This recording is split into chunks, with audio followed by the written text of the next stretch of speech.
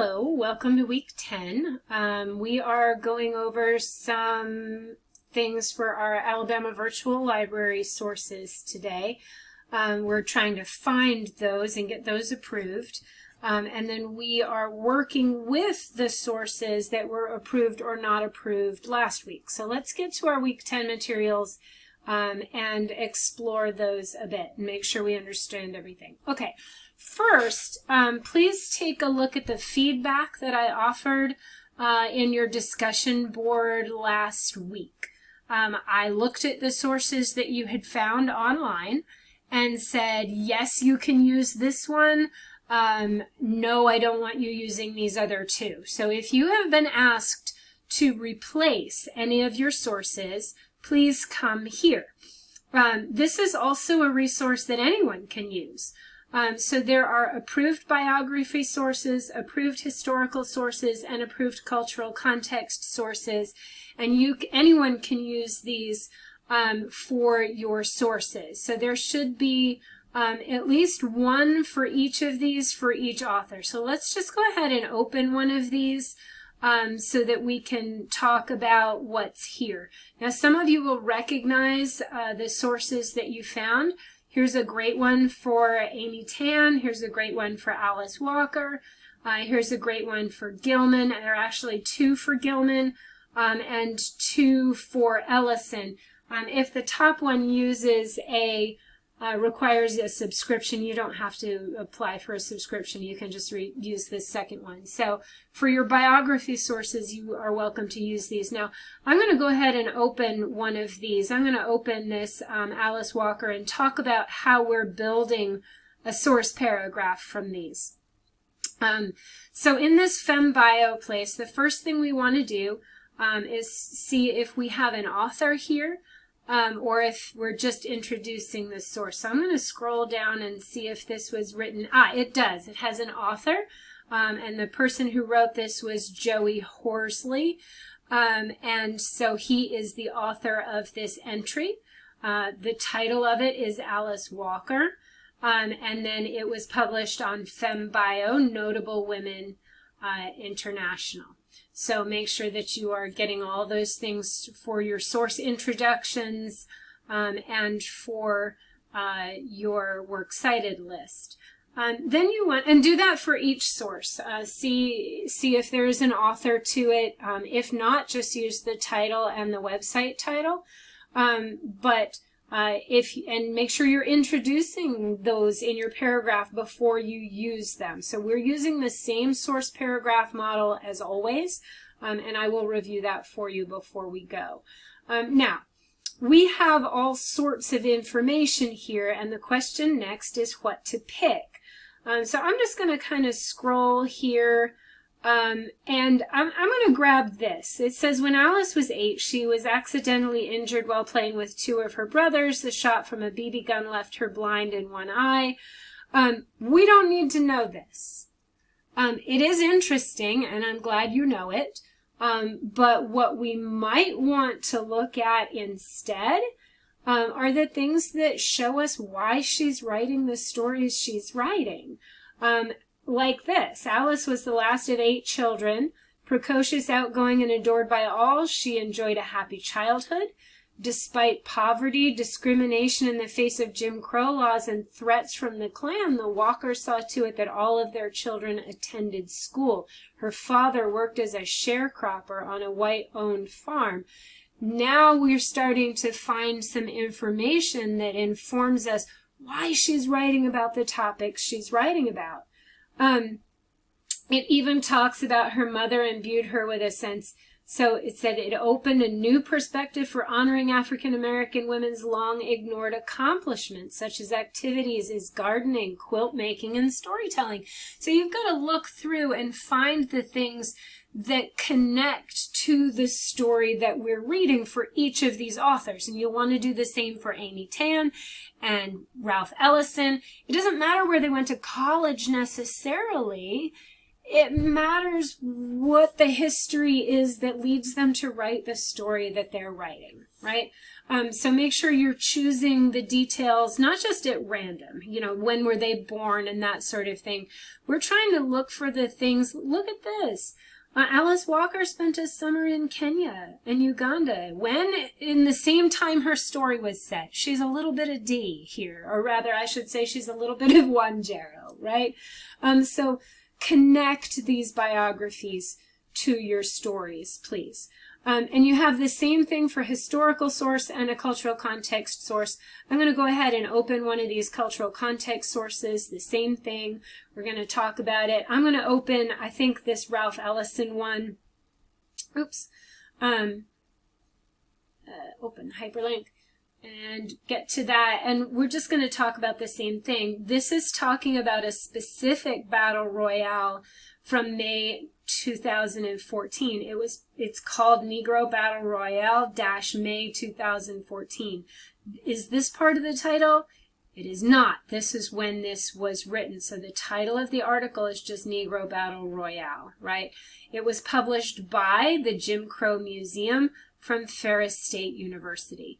So make sure you're gathering those things in order to keep track of it. Now this talks to you about specific battle royales. It's in response to a question. Is this a real thing? And then they say, oh yeah, this is a real thing. And then they teach us all about it. We do want to treat each bullet point as its own paragraph if we're counting paragraphs for this source for citation purposes. Is also, we want to scroll down and see if we do have an author at the end of this article. And we do. It was written by Franklin Hughes, Diversity, Inclusion, and this is his title. So we want to make sure that we're understanding that. And again, we are looking for the details that connect to the story that we've read and trying to say, look, this isn't just Ellison making something up. Here's what happens. Now, I would choose to quote from these instead of these, because if you quote from these, you actually have to say that the author here quoted something from the Corsica Daily Sun from 1931, and the Corsica Daily Sun said, quote, and then an internal quote, and then your citation has to say quoted in, etc. So I would choose from these things where they are not quoting someone else. Grab some of the informational things if you can.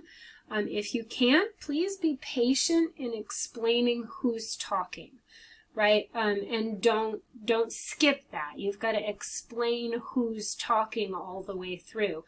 Just explain it in your sentences, but definitely do that. All right. So again, you are building a source paragraph, and I put the source sample paragraphs right here with the other lists. I'm going to open that and make sure we have a real quick review of a source paragraph. Okay, this reminds you of the steps of source use, and then you have a sample source paragraph.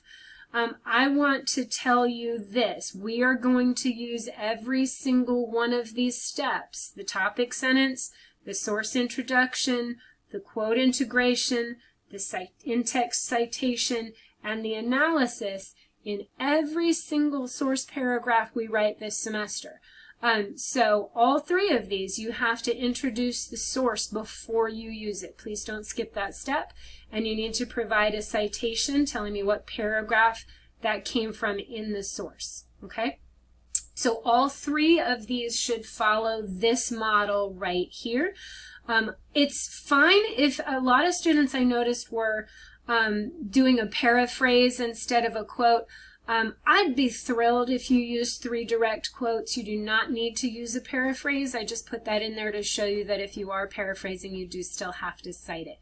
But 3 quotes would be fantastic, and then you don't have to fuss over that. There are there are 2 sample source paragraphs here. One is just a really generic one, and the other is more about writing about literature. Please take a few sentences to introduce your source. Remember, you need to tell us the author, if you have one, the title, and the website that it came from, as well as giving a little bit of summary of what it covers. Summary is what you can write without looking at the source. Quoting and paraphrasing is what you can say about the source when you are looking at it. So we want to take our time with that and be patient with that step. Remember to use a quote integration phrase before every quote. You can see that I keep mine simple. He reflects, comma, quote. He says, comma, quote. And remember that every quote or paraphrase or unique fact has a citation at the end. And notice that I am putting my own analysis in between. Now, the analysis in this paragraph is important. In these paragraphs, these are the connections that you're making. So if you tell me that Alice Walker went to Uganda when she was in college, it's up to you in your sentences to make the connection between Alice Walker and this character of Wanjero and to tell me what to make of that connection. So be patient with that. Make those connections between these biography sources and the cultural context sources and the historical sources. Make those connections between what you're quoting and the story in your analysis after each quote. Okay, let's go back into Blackboard to make sure I've covered everything for this week. This week you are sharing your AVL sources with each other to make sure those are good, and I bet you can predict that after we come back from our break, we'll be writing about those Alabama Virtual Library sources. I am going to preview for you that between week 10 and week 11, we have spring break. And at the end of this week, you're going to see me post a spring break folder. And in that spring break folder, students are going to be invited to and participate in an amnesty week, which basically means that during spring break, you will have the opportunity to go back and do any work that you missed. So if you missed a quiz or you missed an assignment, you get to go back and do that over spring break to bring your grade up. And some of you need to do that to bring your grades up to passing. Other students might do it to bring their grade from a C to a B or from a B to an A. And I'm going to include quizzes and assignments in that. The only thing I'm not going to accept without getting clearance for it are the discussion boards. And that's just, you can ask me if there's a discussion board you feel that you need feedback on before you proceed. All right. So that'll be coming, and it'll be between weeks 10 and 11, and it'll be labeled Spring Break Opportunity. All right, so that's this week. There is a quiz on the short story critical analysis. Let me make sure that you know what's going on in this quiz. I think for that we should go over the basic requirements for this essay. This is a long essay. It has, I think, 9 paragraphs. We have a thesis and a conclusion. That's 2. We have 2 paragraphs of close reading. That brings us to 4. We have biography, history, and cultural context. That brings us to 7. And we have our 2 AVL sources. That brings us to a 9-paragraph essay, plus a works cited list that should contain 6 entries. The original short story itself, the 3 website sources, and the 2 Alabama Virtual Library sources. Make sure that you are going back over the things where we've talked about the overall project as we start piecing these together. So for the previous writing assignment was your thesis paragraph and 2 close reading paragraphs. Now you're doing your 3 source paragraphs. And in week 11, you will week 11 or 12, you will draft your last 3 paragraphs, and then we will put all 9 paragraphs together. So it does really pay to be keeping up, because if you've been keeping up and you continue to keep up, you will be copying and pasting and putting things together rather than composing when it's time to put the draft together. All right, help sessions this week might be sketchy because of the weather. I will be contacting you through Remind and through announcements about that. I hope you continue to talk to me through Remind or through email. Those do ping my phone. I am able to see those. So let's communicate if we can as we face this weather crisis this week. Please make sure that you stay safe and make your safety your top priority this week. Reach out for help if you need it. I am here for you.